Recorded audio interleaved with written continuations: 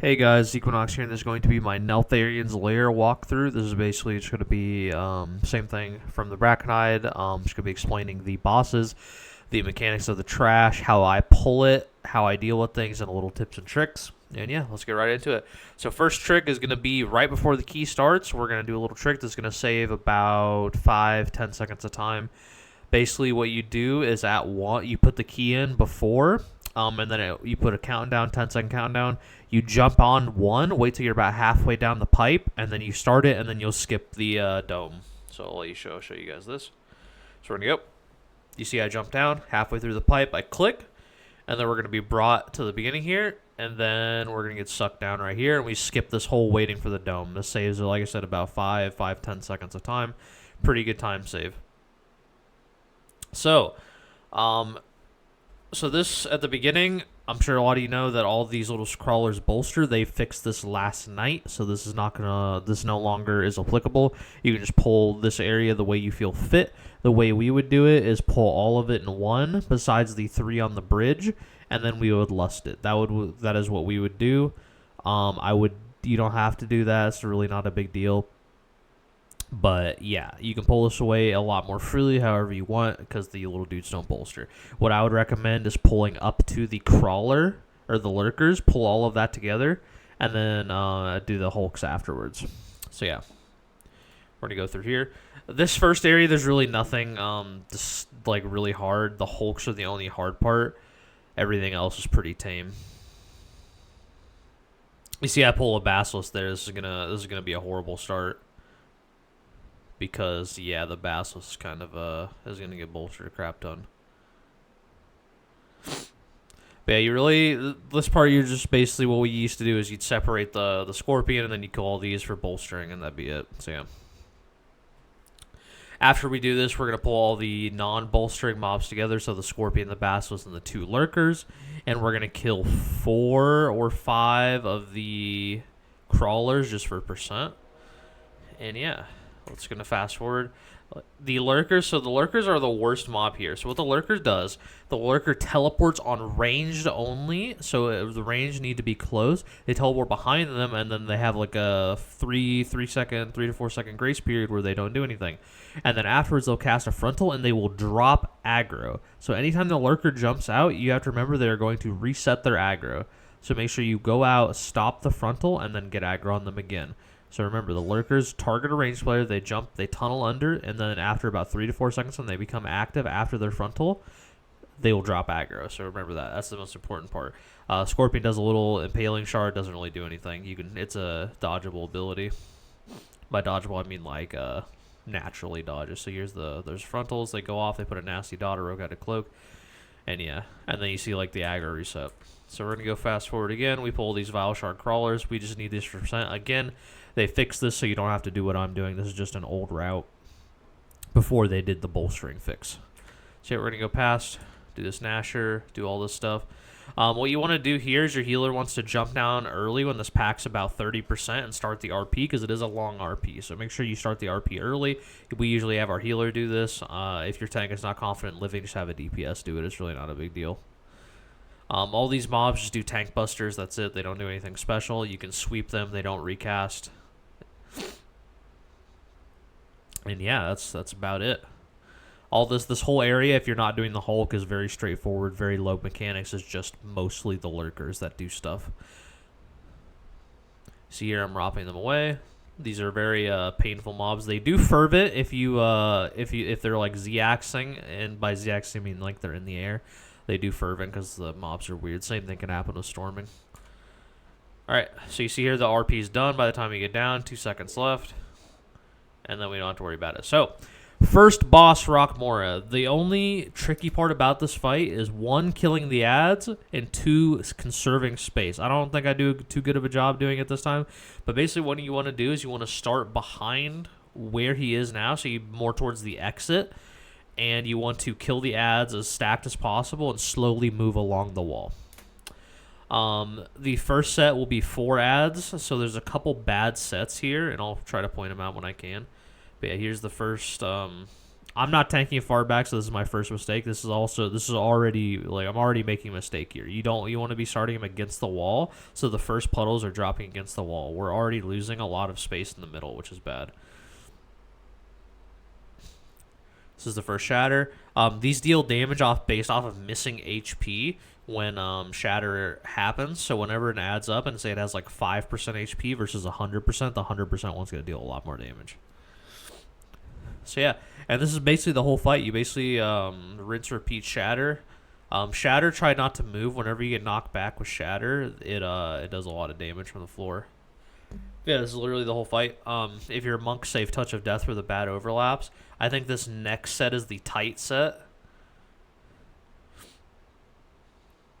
So set number 3 is the one where he spawns one right before shatter, I believe. Yeah, this is gonna be the tight set. So he's gonna spawn one right here. Yeah, this is the one you want a Touch of Death, because you see we don't have like any time to do it. So we Touch of Death that one, makes it easy. And yeah, it's this whole fight. Like I said, now I'm doing a better job of tanking against the wall. This is what I should have been doing from the start. See all that pools in the middle? Those are bad pools. Like, you don't want to have those. So try not to do what I do. Always tank them along the wall. It saves a lot of space, and it also makes you get knocked back less if you have your back against a wall. It makes a big, big difference. So like here, if I had my back against the wall, I would have taken half the damage I did.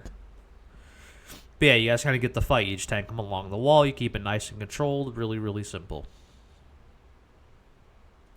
And yeah, let's fast forward. Let's go to the next part. We do this RP here. The next pull, we skip these. We skip this guy, and we do the Hunter. So we're going to do the Hunter with the Basilisk and the 3-pack over here, I think. We might do the Drummer. Yeah, okay, we do the Drummer. It's the other route. So we do the Drummer here. Just CC this guy once, then he doesn't do anything. He literally stands here. One thing, the drum does bolster. As of last night, it still bolsters, so be careful. Don't know why it bolsters, but it does. But yeah, that's the only crappy part about the drummers. The drum bolsters that you see right there. Hunter just does a stone shatter thing. It's the same mechanic as the Grubmaster. You'll see later. One person kick on the stone gaze is just a one person kick. If you have dwarf, you want to dwarf that bleed off. It hurts a lot. As you can see, I'm getting absolutely railed. Then we do this 3-pack. So this is the double pelter pack. I would recommend doing other trash that lets you skip this. This is a horrible, horrible pack. I really don't like it. This avalanche, you can sidestep, by the way. So whenever he casts avalanche, just sidestep to the left or right. It will not track you. It does not track. So yeah, make sure you do that. Pelters, you want to be using sweep whenever they double cast on somebody. I know it's really annoying. Like, everybody hates these mobs. But yeah, there's really not much you can do as a tank as against these mobs.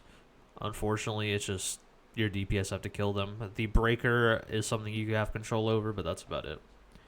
But yeah, that's about it. Next is the Shaper and Hulk. So the priority in this pull right here, so it's going to be 1 Shaper, 1 Breaker, 1 Pelter, and 1 Hulk. The priority is what would normally be the Hulk, but unfortunately the Pelters are overtuned right now, so we need to kill the Pelter first, which is going to bolster the Hulk, and you're going to be really sad as a tank. But rotate kicks on the Shaper. I think it's a 3-man kick rotation, pretty sure. Yeah, about 3-man kick rotation, and the Pelter is just going to do his thing. So here you want to rotate CDs on Piercing Shard. So here I'm going to Celestial Brew. I don't think I'm going to pop anything early since there's no bolstering here, so I'm just going to be basically relying on my base kit to heal me through it. And I'm going to pop 1 trinket here. It's going to be Tree Mouse Splinter. Going to make sure we're getting kicks on the Shaper. Piercing Shard again. Again, no bolstering stack, so I'm not going to pop too much here. And then we're going to finish off the Shaper soon. The next one, I'm going to have to use Diffuse most likely. Nope, we choose to use Forber and Diffuse because it's 2 bolster stacks. And you see I almost die through both, so yeah, it's a lot of damage. And then I move away just in case I plan to kite. I might end up dying here, we'll see.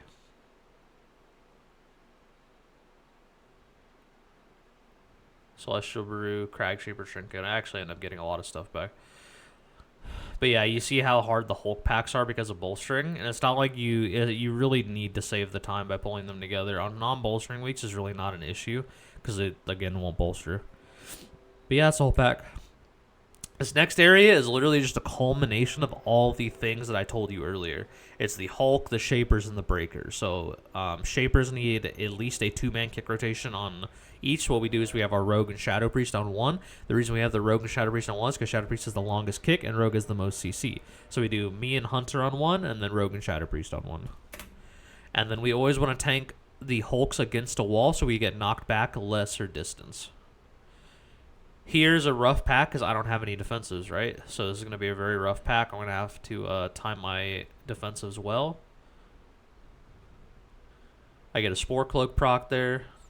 Or not a Spore Cloak. I get a shield from Subbar.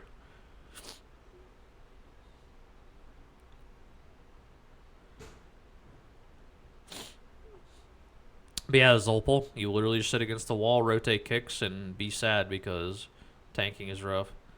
We do Crag Shaper plus Celestial Brew there because Celestial Brew is going to get absorbed really fast. And we want Crag Shaper immediately after rolling already. And then this Hulk's going to be very large after this. It's going to be a double stack bolster.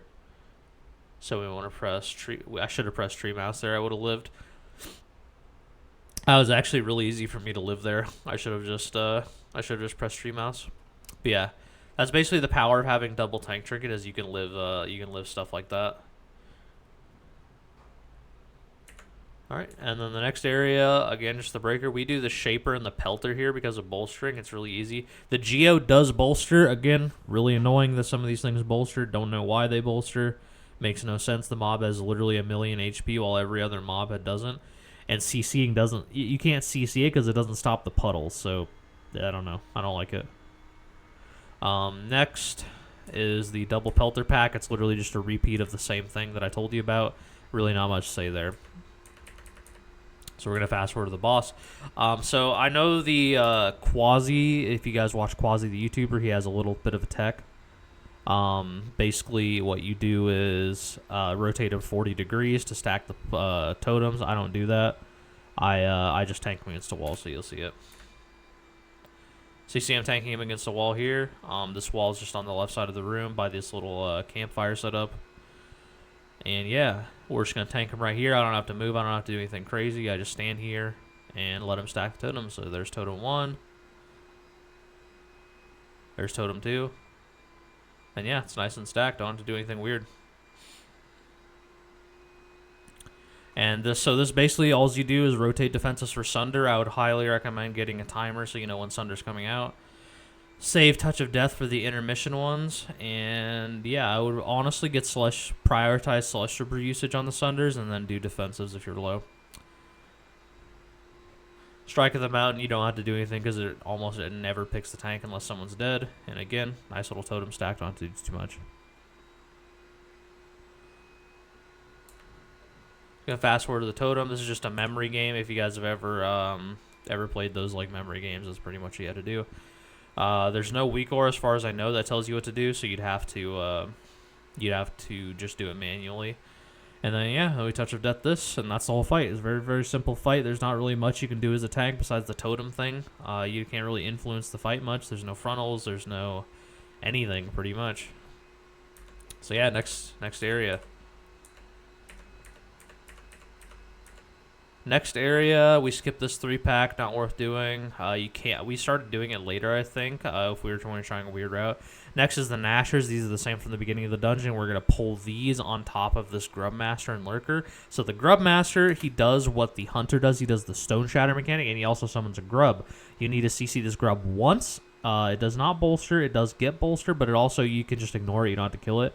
You CC it once, cancels this cast. If it does get off, it gets like a Naraxas type mob. It does a crap ton of damage. It pulls people in. Really, really bad mob. So do not let the Grub go off. And the Workers, same thing. Same thing as always. So that was my mistake there. So you see, I'm going to show you guys what happened. Instead of, I should have walked up and Keg Smash. Instead, I just Chi Waved and I didn't taunt. So yeah, so you see our healer gets the Stone Shatter. That was my mistake. I should have Chi-Waved the Lurker and taunted the Grubmaster or just walked up and Keg Smash. So you see, I killed 3 people because of my mistake.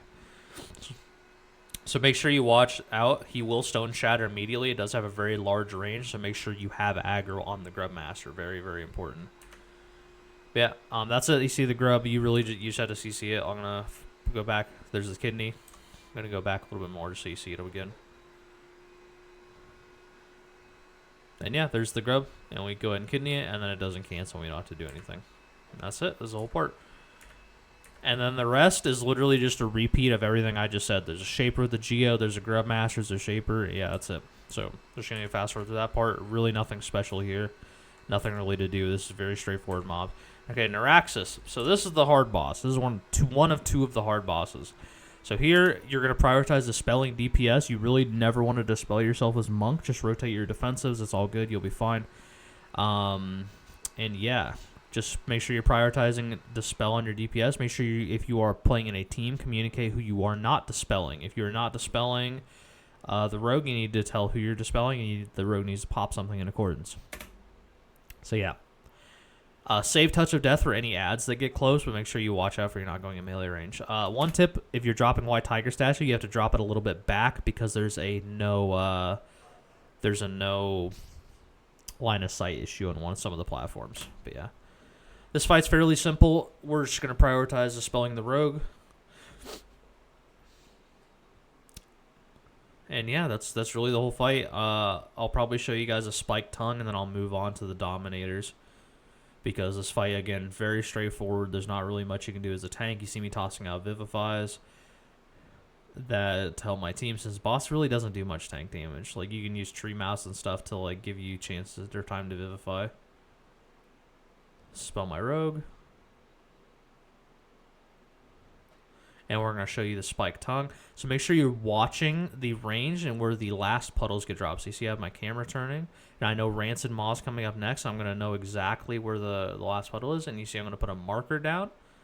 Boom, triangle. I know exactly where I need to go to not get sucked in. So here we go. So one little thing I also want to know is after these spiked tongues, the second spiked tongue he does or she does, she will almost guarantee melee whoever's closest. So you want to make sure you have like Transcendence down on the second spiked tongue to get back in. Don't know why it works like that, but yeah, it does.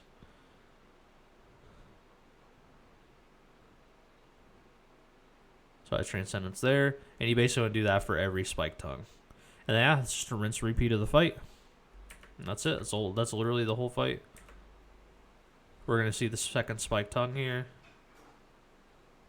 We know this is the close one. The range isn't honestly too bad.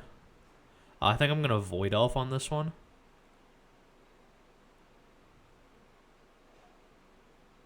No, I don't Void Elf. I rolled back in fast, though. If you don't roll back in fast enough, she will just melee people, which is really annoying. Yeah, that's the whole fight. Next area, I have to do this 2-pack because I messed up the count. And we have to pull a Dominator. So the difference between these breakers and the ones at the beginning are these breakers are fully CCable. I don't know why that is. They're coded differently, but yeah, the breakers are fully CCable. The Demolishers are going to turn into a big stone guy. What you want to do is every time he fixates, you just want to CC him instantly. He'll cancel the fixate, go back to hitting the tank, and then he'll recast the fixate, CC him again. Boom, that's all you have to do. Really simple. And the breakers behave the exact same. So yeah, that's it. So you're going to see he's going to turn into a Char Skin. Boom, we CC it. Doesn't recast immediately, and then he's going to CC it again, or he's going to para do it again. I'm going to para. Boom, cancels it. That's it. That's all you got to do. Dominators, all you got to know about this mob, has a frontal. Really annoying mob. He just has a frontal pointed away, and then it's random group damage. Make sure you're vivifying your group members. That's pretty much it. That's all you can do. Next area is the really hard part, so we're going to skip forward. These jagged disc guys and the dominators. What we do, because the dungeon time is really forgiving, is we CC the trapper and do the dominator by itself every single time. In a lower key, you could do both at the same time, but I really recommend just splitting them until they tune the mobs. They're just overtuned right now. They do way too much damage together. They're not realistic. But yeah, that's it. The dominator just pointed away. The trappers do not disengage like the pelters do, so they're a little bit easier. You just late kick the bound cast, which is just a stun. And yeah, that's it. That's all these mobs do. It's really simple. We're gonna fast forward through. because again, there's really not much to say. All right, first boss, the crystal spike is baited on players. It can be baited on you if everyone's a melee. So yeah, here. So the way this works is when you're facing the boss, the ad gets summoned on his right hand or his right side. Basically like where his hand is. You're gonna see like here, boom. And if you stun it, what I like to do, a lot of people like to stun him instantly. I don't like to do that because our comp has a lot of like ramp time on damage. I like to spawn him slightly ajar, like right next to the pillar, right next to it, and then it has a very slow or very fast walk time. So you see here, that was a fast walk time, and now it gives us time to ramp on the damage. A little tip for landslide is to pre-put a transcendence down on your monk. It just helps not move the boss, takes party damage away. Yeah, and basically after you stun him, you want to spawn the next crystal spike immediately on top of the ad while it's stunned. So what you're going to do is every DPS player, everyone's going to stand on top of the ad. It's going to spawn on top of the ad, and he's going to get insta-stunned again. This one's going to be a little bit late. Our rogue is slightly out, so you see there, it might not insta-stun. Yeah, see, it doesn't instant-stun him. You need to be directly on top. And you want to rotate defenses for this Molten Crash. The Landslide doesn't hurt you that much. What you really worry about is the Molten Crash. You want to diffuse, Celestial Brew, Trinket, stuff like that. And yeah, that's literally the whole fight. You just rinse, repeat that. He does 3 Crystal Spikes a phase, so you use 2 to kill the ad, and then 1 to LOS. And you want to drag the boss really close to the pillar, and that way your melee has 100% uptime. I do a bad job here, I think. I don't think we actually keep 100% uptime. Yeah, we don't. And then I speed taunt him here. Speed taunts are really, really good. Crystal Spike, point the landslide away. And then I'm going to roll back in. And then I'm going to turn him to the right. You see how I turn him to the right here? And then I slightly move back. Now he's going to spawn the ad in front of the pillar right here. This is perfect for how our group works. If your group likes an instant stun, then instant stun. I speed taunt him so he only gets 2 ticks. And that's it. And now we're going to stand on top of the charge skin and bait it again. So here's Crystal Spike right on top, and he's going to get chain stunned. Boom, there you go. And that's it. That's how you do it. And that's literally the whole fight. You just rinse and repeat that. This third set here is a bit rough. So the third set, he only does his Crystal Spike is late. So I'm gonna show you guys. He's gonna Crystal Spike, and his ad spawn is late. It's very weird. His ad spawn is in 13 seconds. So it's a lot different than the others. It's not as fast paced. And yeah, you're gonna have to deal with that a little bit. You're gonna have to position a little bit early, and that's it. That's literally the whole fight. There's nothing too hard about it. I hope you guys learned something. I hope you guys can do Neltharion a little bit better. You understand tanking a little bit better, and yeah, have a wonderful day, guys. Peace out. Love you.